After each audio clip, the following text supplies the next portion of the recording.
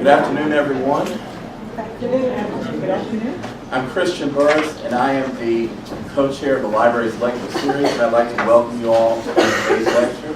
And it's my privilege to introduce today's speaker, Professor Beth Hopkins.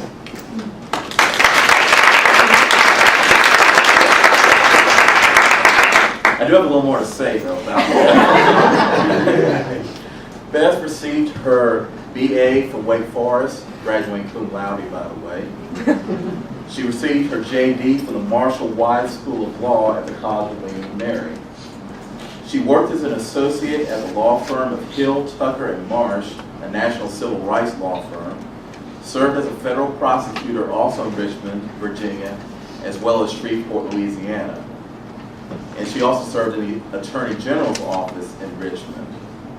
She has worked in the legal counsel's office here at Wake Forest, and she's currently teaching business drafting at the Wake Forest School of Law. Oh, and she's also developing the law school's outreach program. So that's a lot to do professionally. Personally, she has a husband who is the class of '72 from Wake Forest, as well as a graduate of the Bone Grade Medical School in 1977. She has 2 children, Michelle, who serves as an event planner, and a son, David, who's a senior at Wake Forest and also the captain of the Wake Forest tennis team. And she also has a 5-month-old granddaughter, excuse me. And she wanted me to mention that just a few hours ago. And one thing to know about Beth is that she's passionate about community involvement and the necessity to use one's gifts to make life better for those who are in need. So, without further ado, Beth Hopkins. I'd just like to add that I have the privilege of teaching in the history department in the fall in the courses Race in the Courts, which Dr. Tony Parent helped me to develop, and my chairman is here also, Dr. Simone Carroll. All right. Female African American civil rights pioneers in education, the road to Brown and after Brown. We know that the road to the Brown versus Board of Education was not paved in gold. There was a lot of pain and hard work that went into the Brown case. The early laws regarding the education of slaves were not as restrictive during the colonial period because the Congregationalists and the Anglicans wanted the slaves to be able to read the scriptures. I didn't say write, I said read the scriptures. However, South Carolina in about 1740 decided that it was going to target writing because they did not want slaves to be forging passes and communicating rebellious writings to the other slaves. North Carolina joined this effort about 1830, and you can see up on the screen that it was an act to prevent people from teaching slaves.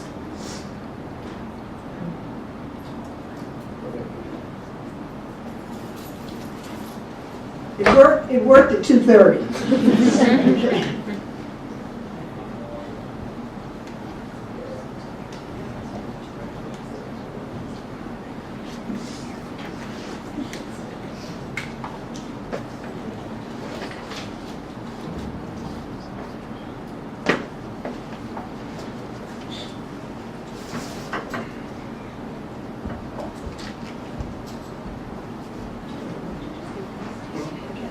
All right, as you can see from the screen, the law that was passed in 1830 was one to prevent the teaching of slaves to read or to write, and the penalty for a white man or woman who did so was a $100 to $200 fine or prison. A free person of color who was penalized would be whipped 20 to 39 lashes or put in prison, and a slave would suffer the penalty of 39 lashes on the bare back. Dr. Parent and I couldn't figure out why they stopped at 39 or why they began at 20, but at any rate, the punishment was very harsh if you violated this law. Fortunately, North Carolina repealed the statute in 1866, but in the interim, there was a revolt in Virginia, Nat Turner's revolt, the insurrection, which killed about 55 to 65 whites, and in the frenzied aftermath, about 100 blacks were killed by militias and mobs in Southampton County, Virginia. Plantation owners, as you would imagine, went ballistic and the fear that pervaded the plantations dominated for the next 3 decades. Literacy for slaves was not an option. Illiteracy was mandated. This revolt led state legislatures to further prohibit education of slaves, restrict the right to assemble, and white ministers were required to be present at black religious services. Mississippi didn't mess around. They passed a law mandating free Africans to leave the state.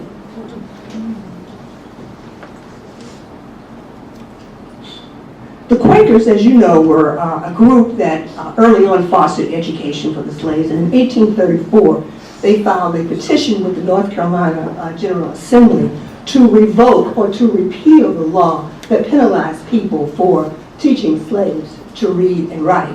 And so we're on our way to the Roberts case, which is one of the early cases involving segregation. Now I said Roberts versus Boston, as in Boston, Massachusetts, because in Boston, Massachusetts, the city council passed a law that black kids could not attend schools that were not created for them. There were some black parents who had gathered some resources and tried to establish schools, petitioned for funding, but Boston said not going to happen. So as a result of that, the parents then sued the city of Boston. This is called a cornerstone case for segregation of schools because the court held that caste distinctiveness cannot be changed by law, and there was no constitutional basis for this lawsuit. So the parents' contention was kicked out. 19th century education was tough to come by for black children. Generally, between 1820 and 1860, education in the North was racially segregated. There was a reluctance on the part of the taxpayers to use tax dollars to fund schools for black children. So underfunding led to dilapidated schools, overcrowded conditions, and underpaid teachers. There was poor funding or none at all in the North now, not the South. We're talking about the North for black children. And in Connecticut, a Quaker by the name of Prudence Crandall erected a school for colored girls. The citizens of her town were very angry with her. And as a result, they took iron bars and they attacked the school and then set it on fire and burned it to the ground in 1834. A politician was quoted as saying that colored people will never rise from their menial conditions in the United States. Then that just led us to the next case, which is Dred Scott. And Dred Scott said that the Chief Justice of the Supreme Court said that the black man has no rights which the white man must respect. And furthermore, blacks can be citizens of the state, but not citizens of the United States. And for those of you all who recall Dred Scott, you may remember that he was a slave who traveled to free territory. Why he didn't sue for his citizenship in a free area, we don't know, but he came back to Missouri and sued.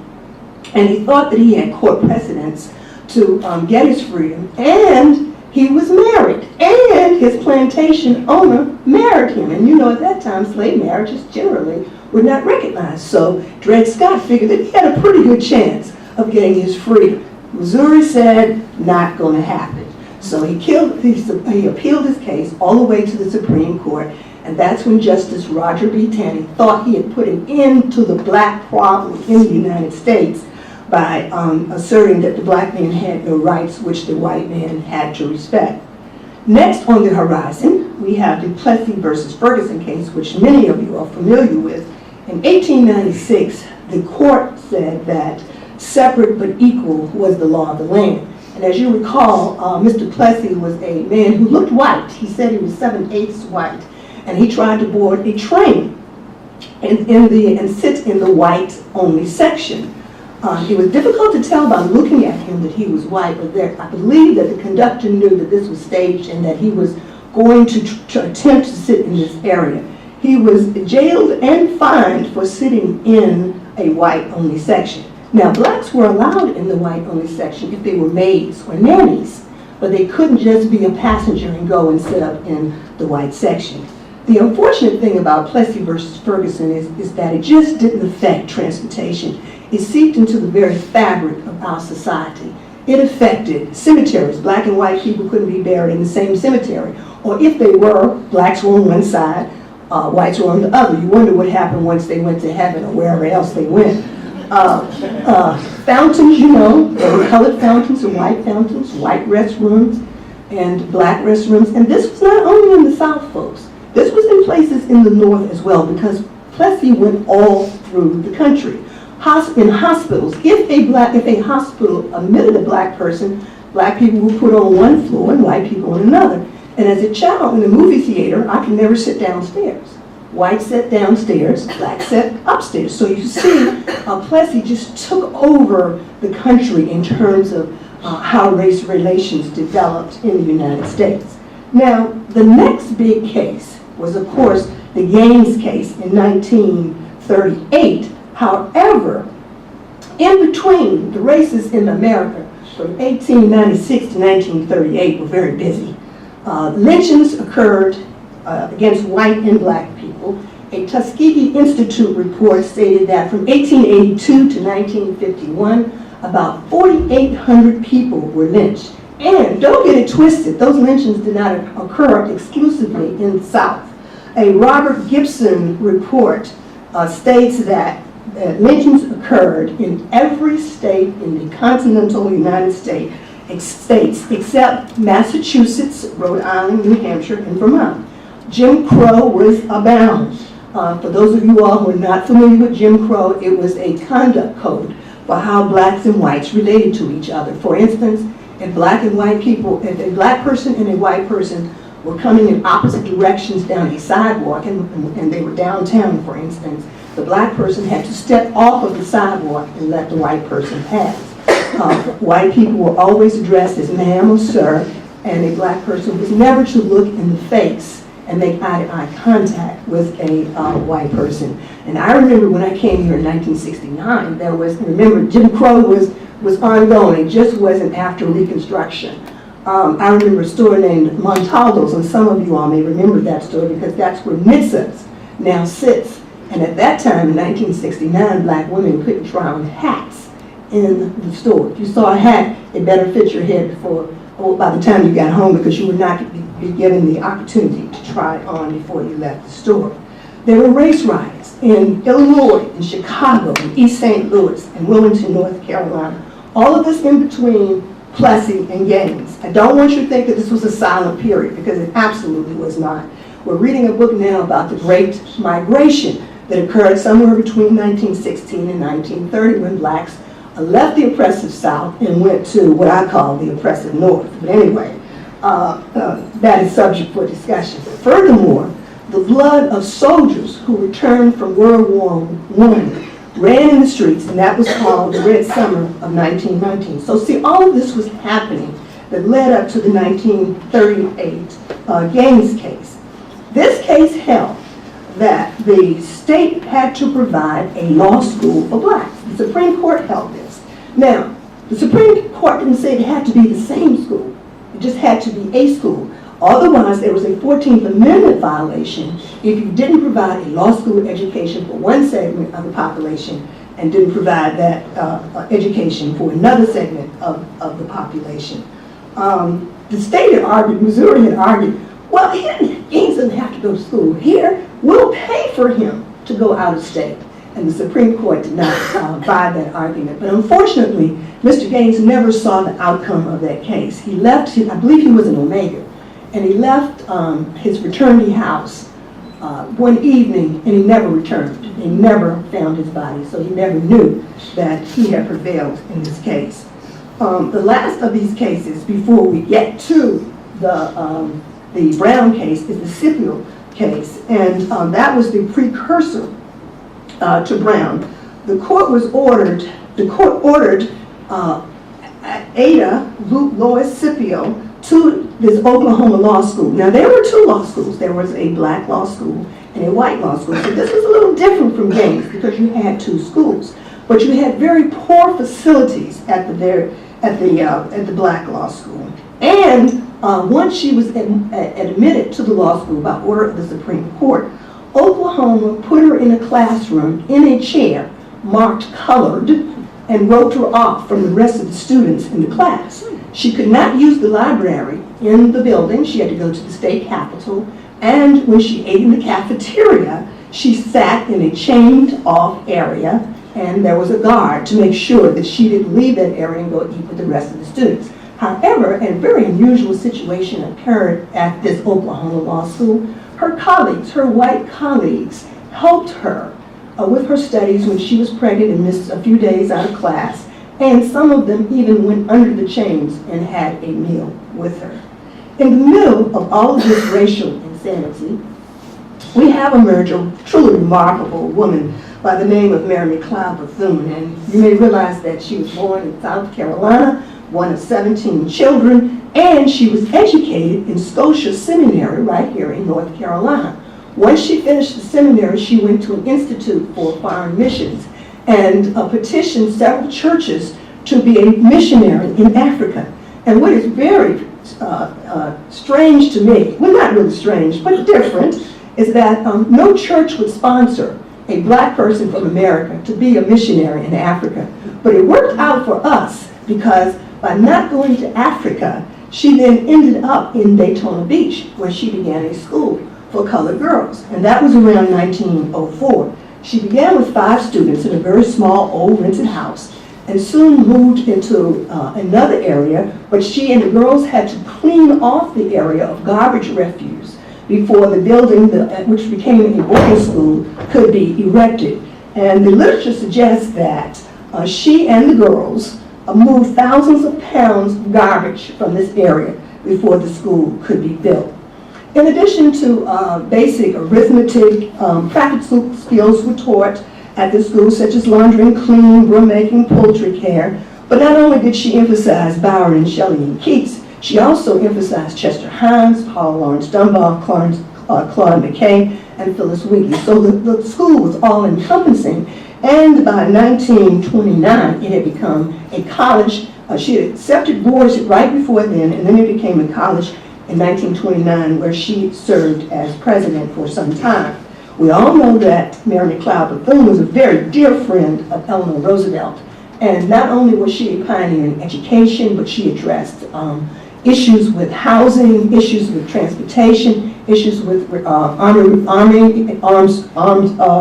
forces. She was especially interested in having women serve in the armed forces. She touched upon the Tuskegee Airmen. Her life just touched so many different areas, and she is truly one of the most remarkable and most outstanding international leaders of the 20th century.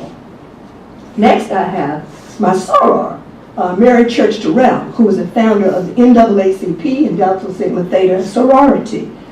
She was fluent in French, German, and Italian, and even though she had been born to former slaves, she had this excellent education at Oberlin, and then married a man who became a millionaire, so she was part of the 300 elite in Washington, D.C. She was a big socialite, but more importantly, her emphasis was on early education. So she formed the National Association of Colored Women's Corps, which spearheaded programs for nurseries, for black children in nurseries and kindergartens, and also she was interested in bringing orphans into the fold so that they would get an education. She was a true advocate for children's education, and as you can see from the screen, she was active in the women's suffrage movement also. Here's another scholar that a lot of us have not been introduced to. This is Constance Baker Motley. She was one of 9 children, went to Fisk University, then NYU, and completed her law degree at the Columbia University School of Law. Upon her graduation from the Columbia School of Law, she then went to the NAACP's Legal Defense Fund, and this was the litigation arm for the NAACP. I am so jealous that she got to sit at the table and discuss litigation strategies with James Nabreth, Spotswood Robinson, Thurgood Marshall, and an American Jewish civil rights activist by the name of Jack Greenberg. She also got to chat with Charles Hamilton Houston. She was the Legal Defense Fund's first female attorney, and the reason why I have her in here is because she actually wrote the Brown complaint. She wrote the Brown complaint. And yet, she rarely is mentioned historically when we do the review of the civil rights struggle. She was the first African-American woman to argue a case in the Supreme Court. She actually ended up arguing 10 and won 9 of them. Her influence was pervasive. Not only did she help to desegregate schools, she was also instrumental in desegregating buses and lunch counters. In 1966, President Johnson appointed her to the Southern District of New York's federal court, and she became a chief judge and served that term until her death. I give you Judge Constance Baker Motley. Now, the Brown case. What is all the big hullabaloo about the Brown case? First of all, it was a consolidation of several cases. One case was out of Kansas, and it focused on the elementary school age children. In Kansas, if a city had more than 15,000 people, it could have segregated schools. Under 15,000, those schools were operating on a non-segregated basis. However, when this case went before a federal court, the 3-judge court ruled that yes, segregation is detrimental, but we can't give you any relief because just about everything else is the same. You got the same buildings, you got the same transportation and curriculum. No relief, parents. So they appealed to the they appealed on the track to the Supreme Court and became part of Brown. I show you this picture of Zelma Henderson, who was the last surviving plaintiff in the Brown case. And she joined the Brown case because she said her children had to ride the bus too long way across Topeka in order to go to school and bypass white schools right in the neighborhood. After they won the Brown case, she said, well, I guess we did a little bit to foster goodwill in the United States, but little did she know that she had actually helped the whole nation. The next case, well actually the first case that was combined for the Brown case is out of South Carolina, Briggs versus Elliott. And this also involved elementary and high school children. And at that time in Clarendon County, the children all went to one school. Grades 1 through 12 were in one building.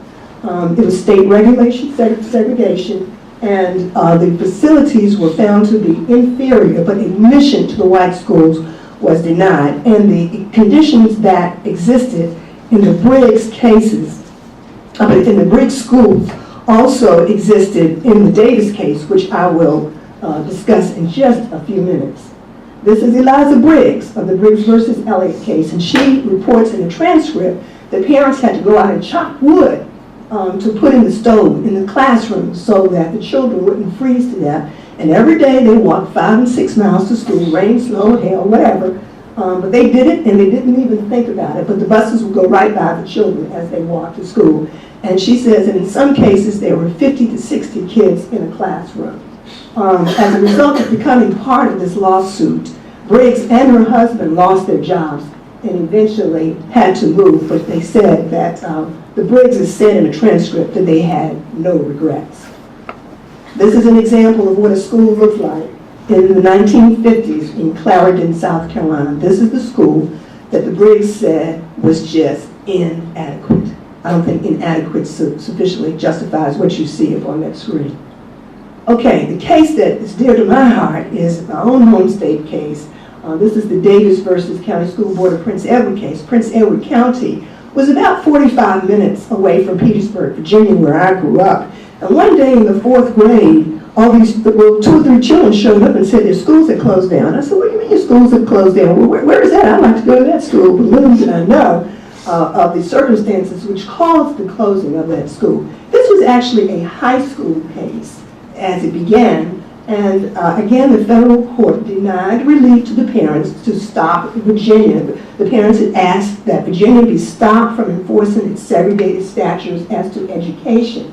Virginia was ordered to provide equal curricula and transportation, but you still can't go to the white schools. So admission to the white schools was denied.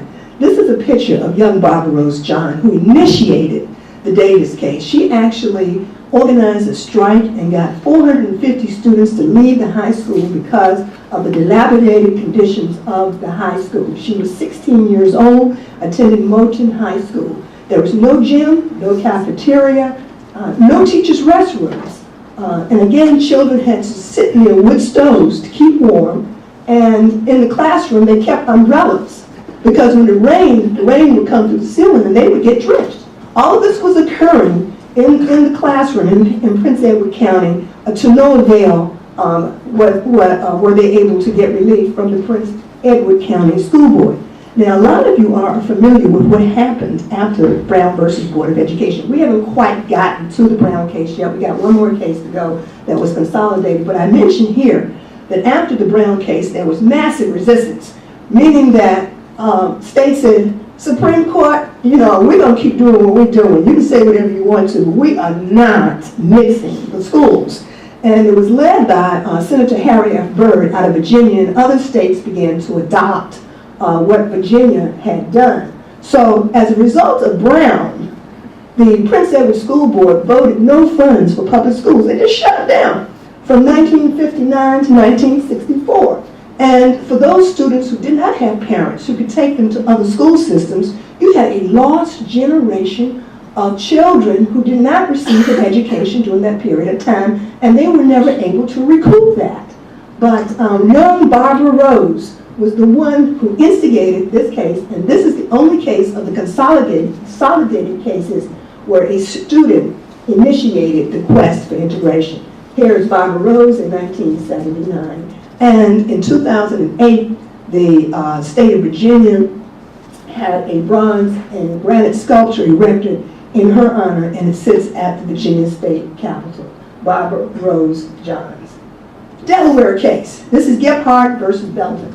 Delaware had one high school in the state that had a college preparatory program. One. And the lady that I'll show you next had to travel 2 hours every day to get to that school. This involved elementary and high school children. Segregation was required. This one was a little bit different because in this one, the Delaware court ordered immediate admission on the grounds of disparities in transportation, physical plant, time and distance traveled. And so in this particular case, white parents appealed the decision of the state court. So you take all these cases and you put them into one. But just before then, here is Ethel Louise Belton, who traveled 2 hours every day, as I said. And also the curriculum at the White High School was not exactly the same as was at the Black Howard High School. She was 15 years old at the time of the lawsuit. So what did Brown do? Brown says segregation is no longer the law of the land. It expressly overruled Plessy, and it said that separate but equal as a doctrine has no place in education. And again, just like Plessy, there was a cascading effect.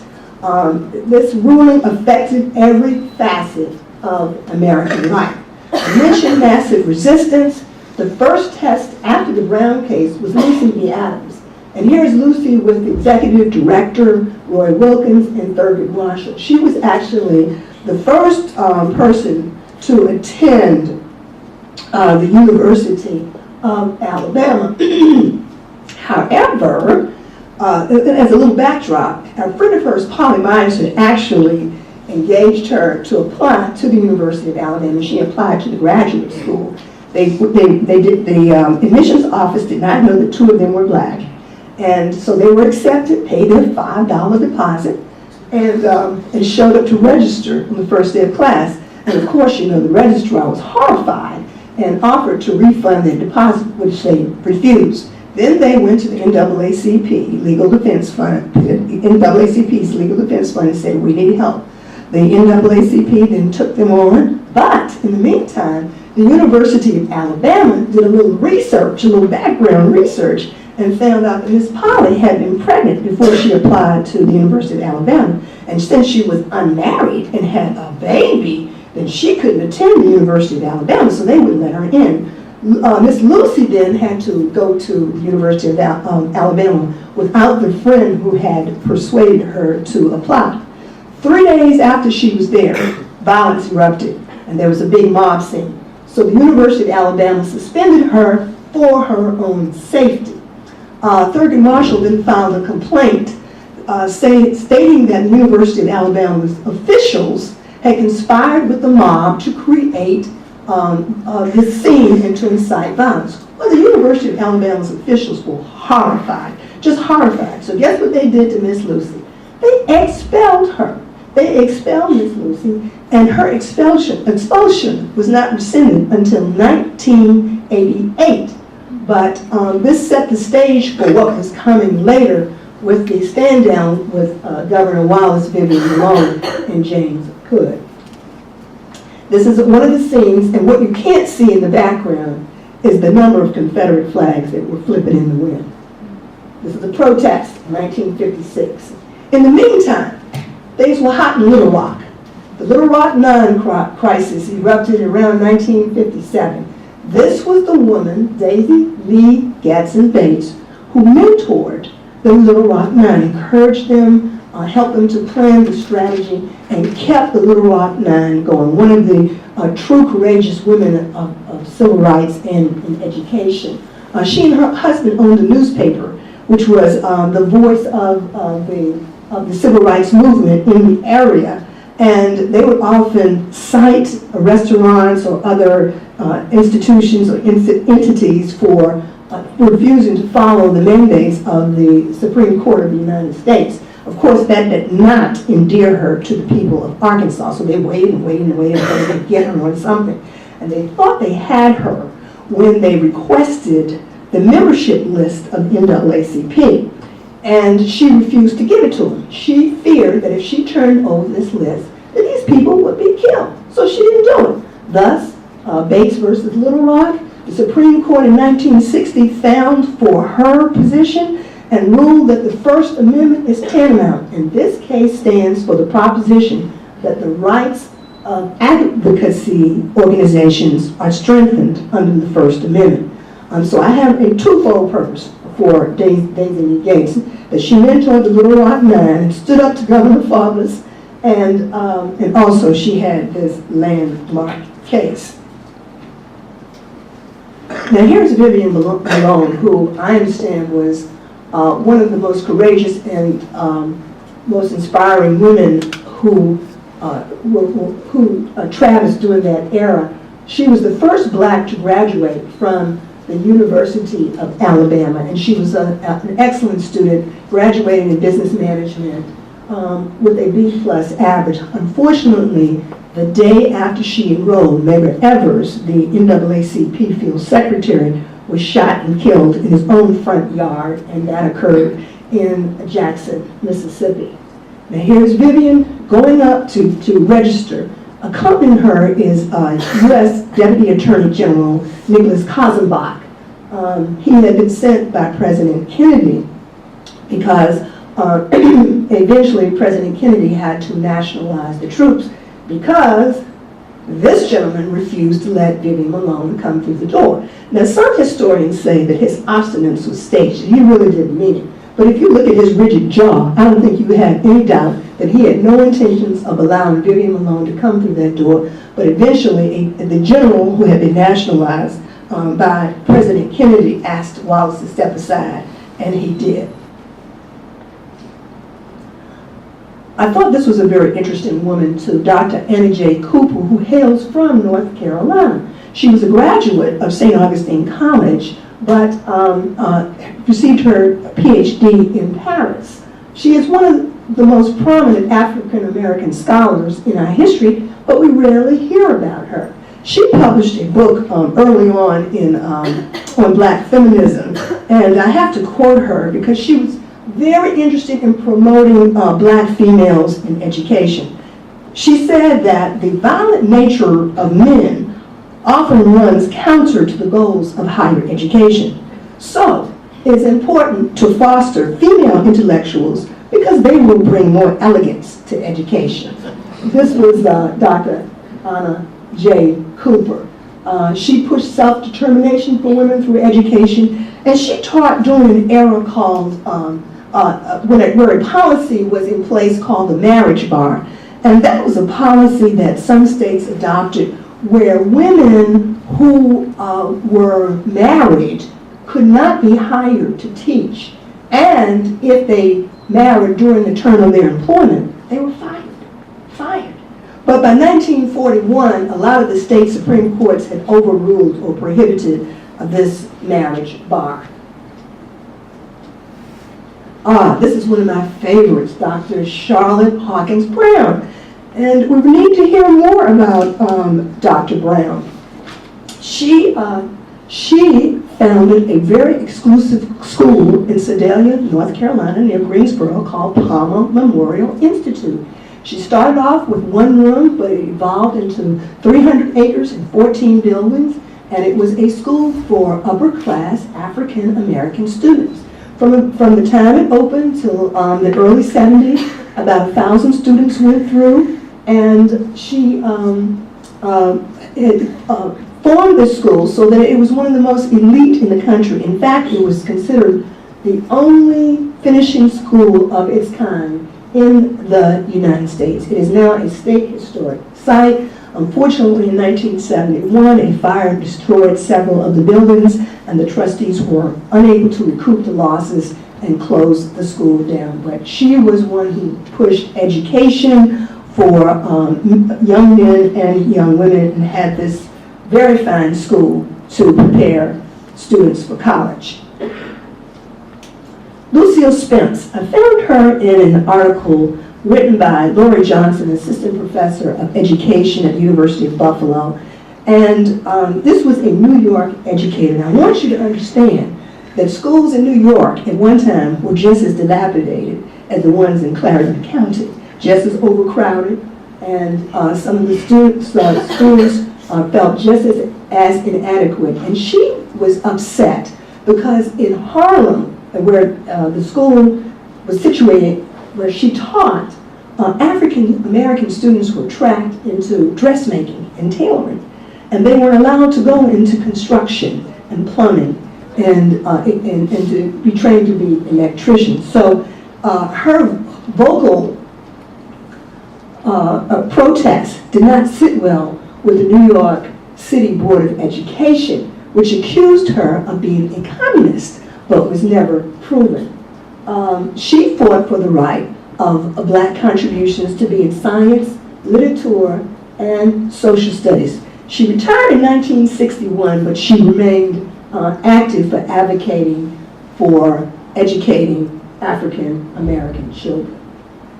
We're coming close to the end. I read an article by Dr. Julia Malveaux, who's the current president of Bennett College, and she mentioned this president who served from 1956 to 1966.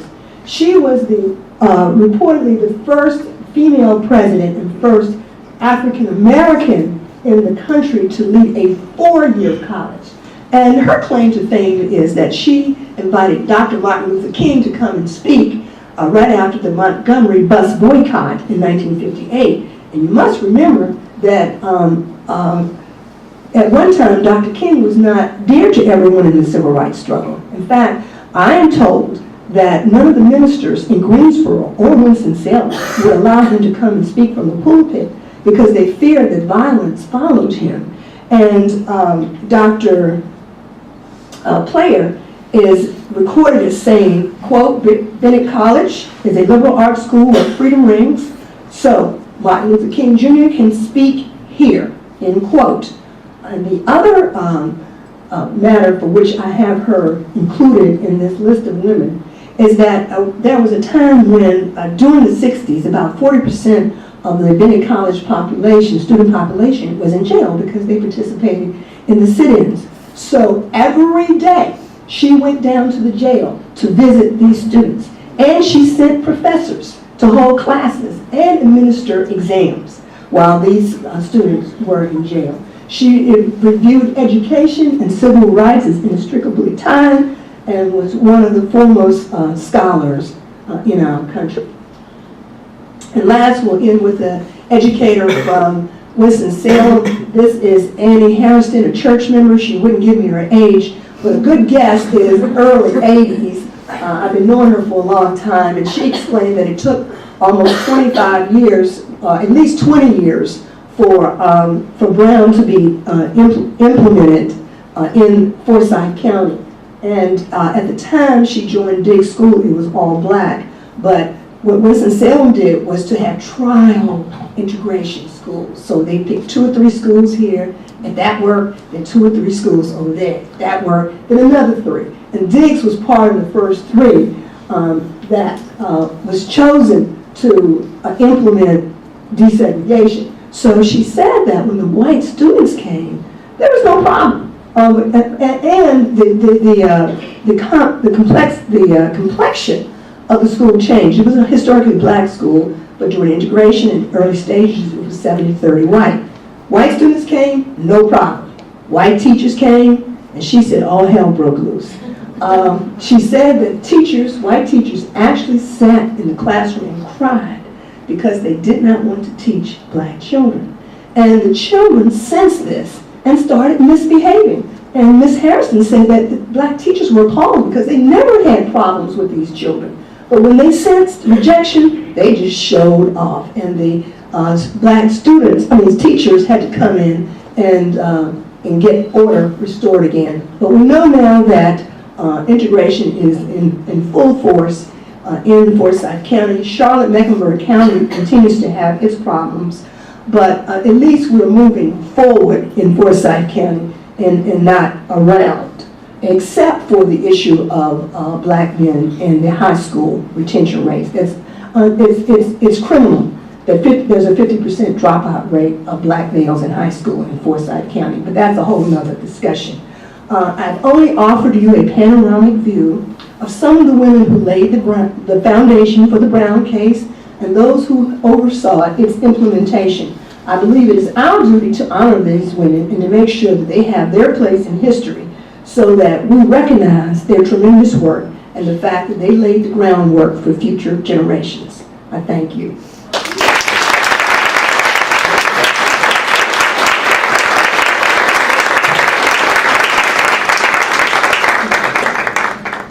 I'll entertain any questions.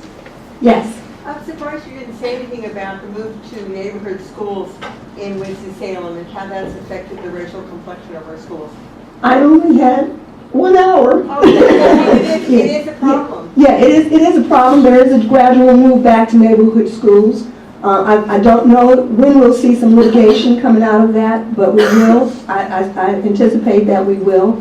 But see, it's alleviated somewhat by busing of white and black students. You know, heretofore only black students were bused, and now it's a little more spread out. But I see the neighborhood schools as a new way to create segregated schools.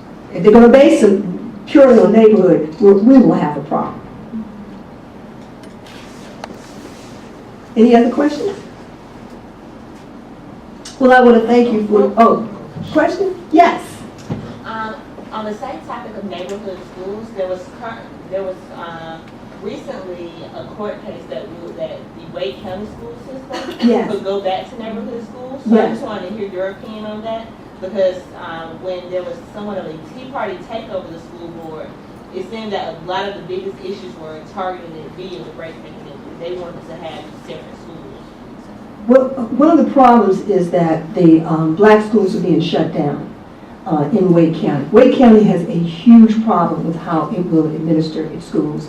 And the school board has been reluctant to be more flexible in its approach in how it assigns schools. You know, at one time there was freedom of choice, that didn't work, and then there was pupil assignment, and that's not working. So we got to come up with some more alternatives for blending the population into our schools. I'm just afraid that in Wade County you're going to have all black schools and all white schools again. And you know, the Supreme Court has already said separate but equal is not a doctrine that can be tolerated.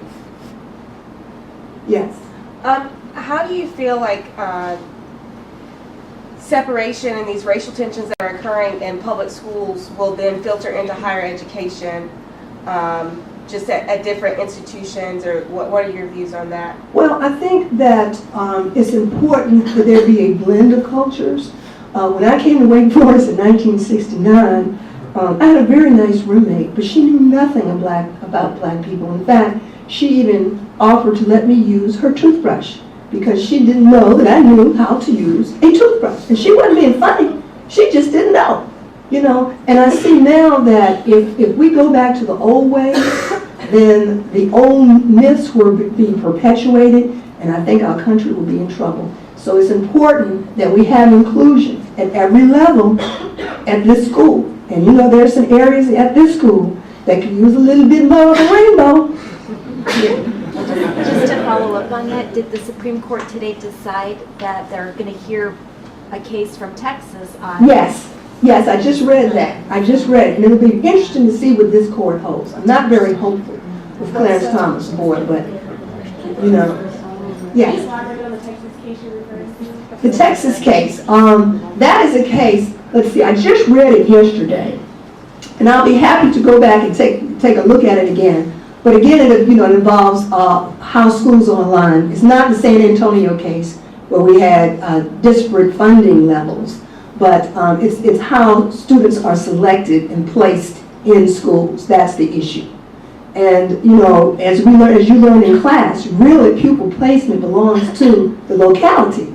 And so some localities are very unhappy about the Supreme Court telling a locality how to run its schools. Yes. And just going back to this question, kind of bringing it back into Forsyth County. Yes. If we can kind of look at the dynamics of, say for instance, Carver High School and the magnet school is being implemented around at Walkertown High. Not too long ago, the Preparatory Academy, Winston Preparatory, Atkins High, and how a lot of the students have kind of that enrollment at Carver High School has increased. You mean black to white? Black to white has decreased tremendously. So could you kind of touch base on maybe your opinion on how these other schools that are probably within like a 10-mile radius of each other have affected, and is there really just any good coming out of that? Oh, I absolutely think there is some good coming out of it, because you have teachers who are dedicated to teaching black children, and they feel it, so they excel.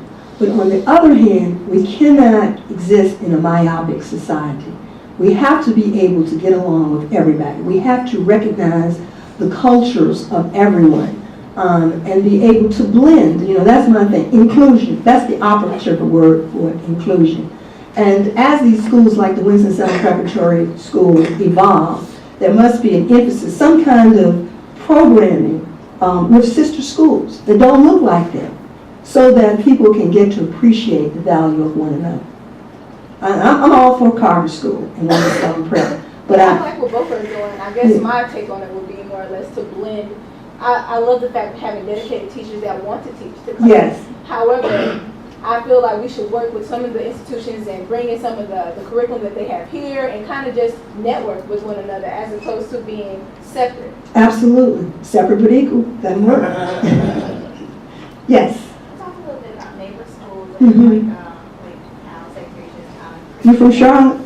I'm going to teach in Charlotte. Okay. I just got to teach for America and I'm going to be in Charlotte. So yeah, when you said that, oh gosh. But so we talked a little bit about that, and I was just wondering what's your take on tracking within schools and how there's a lot of arguments about how there are more minority, black, and Latino students in the lower level tracks that will put you into jobs and locations, and how people are saying that segregation is within schools now, even if they are Right. Well, I think tracking can be a travesty, but if you have low expectations, that's exactly what you get. And when you tell a person you can't do, well, I'm not going to talk about plumbers because you can't find one, and I don't know any of them on food stamps.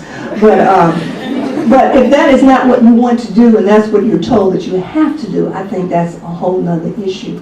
I am not in favor of tracking. I am in favor of promoting the potential of every student. I am the granddaughter of a school teacher. So it is in my blood to get the best out of every student who steps through the door. And I just refuse to believe that a student cannot compete in one area or another. And I always bring out Moses Malone. My mother taught Moses Malone, the basketball player. Are you familiar with him? He was on the basketball court every day in the summer from sunup to sundown. Sunup to sundown. And I was thinking, geez, suppose he was in a math book from sunup to sundown. I wonder how his life would have taken a different pathway. Right now he's broke. Okay? Yes. Professor Hopkins, I'm from Charlotte. Okay. Charlotte schools. I don't know if you know that, but I think I wanted to get your thoughts about how, you know, the takeover of the North Carolina State Legislature by the right, and how they passed several laws in the last couple of years, sort of rolling back a lot of the advances of education in North Carolina, because I think in the South, you know, North Carolina's been really a leader in education as a state. And so how do you think that's going to affect us? And I know Charlotte's, I'm familiar, Charlotte's had a lot of... Yeah, it's a bit of a mess right now. It's a mess, yeah. And so it seems like you said, I don't know, Forsyth and Mecklenburg, it's going back to inter-school, you know, segregation and intra-school segregation. So how do you think that's going to... Well, I think part of the problem is the inability of both sides to give and take. They have forgotten flexibility, negotiation, and mediation. Okay? And I think if people would stop advancing their own personal agendas and do what's right for the children, then the state wouldn't have to come over and assert its authority. That is not something that a locality looks forward to. A locality guards its jurisdiction of schools very closely, and for a state to step in and take over is embarrassing and creates friction. Does that answer the question? Yes. Hey, Dr. Uri? We were here together. He was in graduate school. First, I want to thank you for this and about the topic, because I got so many things that I'd like to say. To those folks who are talking about Charlotte, Mecklenburg County, Charlotte tries to pin their going back to these neighborhood schools as distaste for busing. But what you have to remember is that there had always been busing. Busing only became an issue when it was busing to achieve a racial balance. That was the problem. It's not a simple thing to do, but even in Winston-Salem and in Charlotte, or even in Wake County, if you went in and started by redrawing district lines that included different neighborhoods, perhaps neighborhood schools would be all right. But it becomes an economic issue because the haves don't want to share with the have-nots. And they're not going to redraw the lines because you could very easily do it. Just like the Republicans have gerrymandered their district lines for voting. I mean, you could do the same thing in education. But they don't want to do it that way. Now that's simplistic, to say the least. But you could start there and then do some other kinds of things and change the complexion of those schools. You could restructure where Carver is very easily, and have a whole different population going to Carver. And that's originally how it was. They were including Walkertown population, but now with the implementation of Walkertown High School, that subtracts once again, further segregating the schools. Okay, thank you, Dr. Uri. Yes. Hi, I'm from Charlotte, and so what Dr. Uri is talking about, I understand, but at the same time, I can't tell you how many years from elementary school through high school, the redistricting, redoing lines didn't do anything but continue to push out the populations that were considered to be predestined not to progress, and only filtered in to certain schools for more funding, for better opportunities for local businesses, in order to have them, with those populations, typically the white upper class populations, to succeed. So even with that ideal, it's still failing in Charlotte-Mecklenburg public schools. And they are in the process of closing 3 elementary schools to have those children bused to one big elementary school. And then they're going to, they already planned, bought the land, sectioned it off to build 2 more high schools within the next 10 years that aren't going to serve any purpose other than continue to separate the students. And that's similar to what's happening in Wake County. Schools have been closed down and kids are being bused by closed down schools. And rather than open up the black schools, they have trailers behind the white schools so that those schools can stay open, rather than bringing some of them over to the other schools and opening that up. Very interesting how you see the same dynamics in different cities. Yes? So how do you feel about the segregating within schools? Segregated? The segregating within schools, like she just said. It's a problem. So do you feel that there should be a way to kind of keep that from happening within the schools? Well, it's got to start at the top. You know, the school board sets the policy.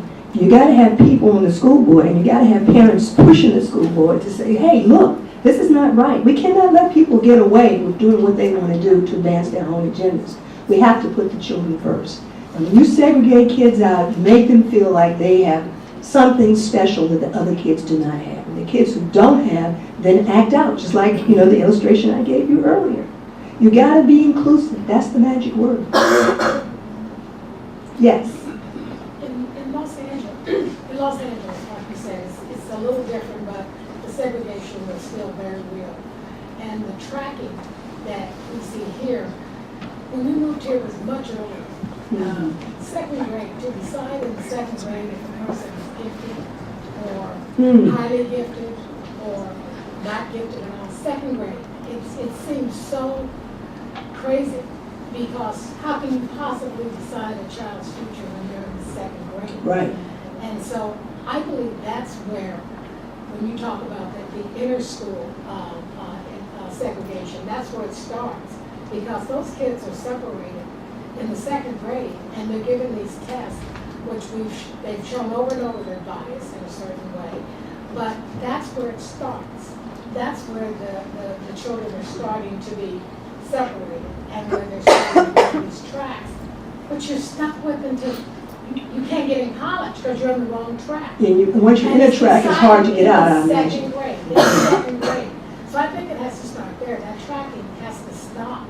You can't determine in the second grade that this child's going to succeed and this one isn't, because 90% of it is based on race or economics. Exactly. So if it's a black child from an economically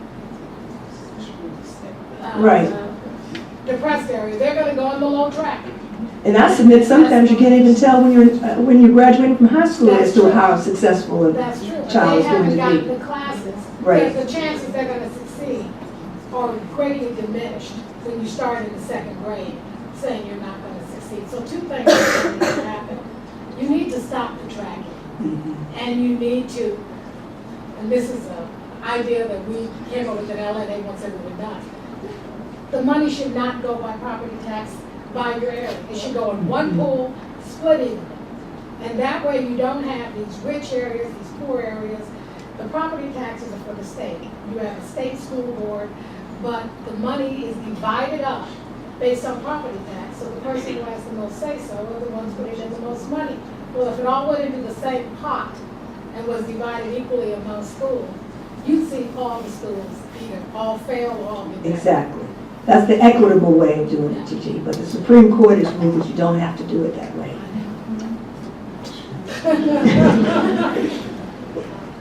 Yes, and then I'll take this last one and then let you go. The other thing is that the problem with, and I think the fallacy with tracking, is that you find a kid that's in a GT program and say he's gifted in math, or she's gifted in biology, or gifted in languages, and you put them in a GT program. But because a kid is gifted in one area does not mean that child's gifted in all those areas. You have to also realize that the money that funds those GT programs is the same money that funds the programs for kids that have educational and emotional problems. But if you look at what they're doing, the majority of that money goes to the GT programs, not to the kids who have problems. So if you look at this whole thing as the way you should look at it, then yeah, I might be good in math, but I might be lousy in English. So why am I going to spend all that money tracking you in this thing when I may not like that at all and not do very well at it? And sometimes what you do is you force kids into bad behaviors because you put them in a situation that they really can't handle. So you need to look at this whole system of GT programming that we have in this country. Now, I don't mean that you shouldn't have areas where kids who excel can do well. Right. But you probably need to do it based on some disciplines to some degree. Right. Like science and math do it. There are people who are just, who language skills are just off the charts. So you have to look at the whole spectrum, not just put everybody in the same little pool and think that because I'm gifted here, I'm gifted everywhere else, because it's not true. Thank you. I appreciate your participation, and it's after 4 o'clock. I'll be happy to answer your questions. Stay up here a few minutes, and thank you for your attention.